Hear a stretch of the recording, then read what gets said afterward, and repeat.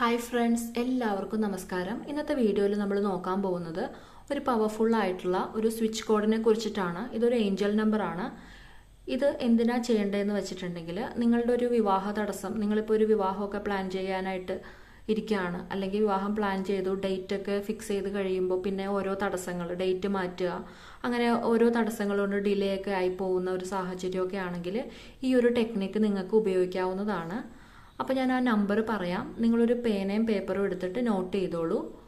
Okay, നിങ്ങൾ എടുത്തു എന്ന് ഞാൻ വിചാരിക്കുകയാണ്. ഞാൻ പറയാം, 18232137 എന്നാണ് നമ്പർ വരുന്നത്. ഒരിക്കൽ കൂടി പറയാം, 18232137. ഇതാണ് ആ നമ്പർ. ഓക്കെ, നിങ്ങൾ നോട്ട് ചെയ്തോളൂ. ഓക്കെ, ഇത് നിങ്ങൾ ചെയ്യേണ്ടത് എന്താണെന്ന് വെച്ചിട്ടുണ്ടെങ്കിൽ, നിങ്ങളുടെ ഇടത് കയ്യിൽ പച്ച മഷി അല്ലെങ്കിൽ നീല മഷി കൊണ്ട് എഴുതുക എന്നുള്ളതാണ്. ബ്ലാക്ക് ഉപയോഗിക്കേണ്ട. ഞാൻ എൻ്റെ കയ്യിൽ എഴുതിയത് ഒരു എക്സാമ്പിളായിട്ട് കാണിക്കാം. ഇങ്ങനെ. Okay, zoom ആവുന്നില്ലല്ലോ.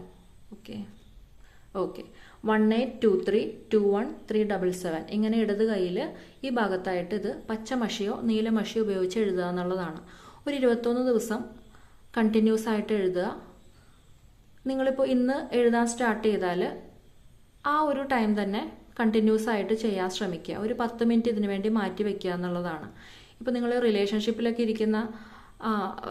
റിലേഷൻഷിപ്പിലൊക്കെ ആണെങ്കിൽ, ഇപ്പോൾ എന്തെങ്കിലുമൊക്കെ ആയിട്ട് പ്രശ്നം, വീട്ടുകാർ തമ്മിൽ പ്രശ്നം, നടത്തി തരില്ല, അങ്ങനെയൊക്കെ പറയുന്ന ഒരു സാഹചര്യമൊക്കെ ആണെങ്കിൽ തീർച്ചയായിട്ടും നിങ്ങൾക്കും, പിന്നെ അല്ലാതെ വേറെ എന്തെങ്കിലും കാരണം കൊണ്ട്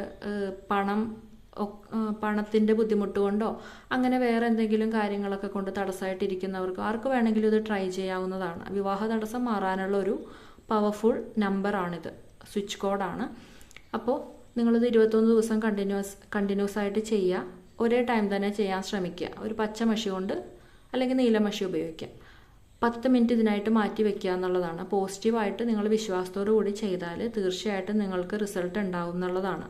ആ ഒരു തടസ്സമൊക്കെ ഈ ഒരു 21 ദിവസം കഴിയുമ്പോഴേക്കും തടസ്സമൊക്കെ നീങ്ങി, എന്തൊക്കെയാണോ തടസ്സം അതൊക്കെ മാറുന്നതായിട്ട് നിങ്ങൾക്ക് തന്നെ അനുഭവത്തിൽ വരും എന്നുള്ളതാണ്.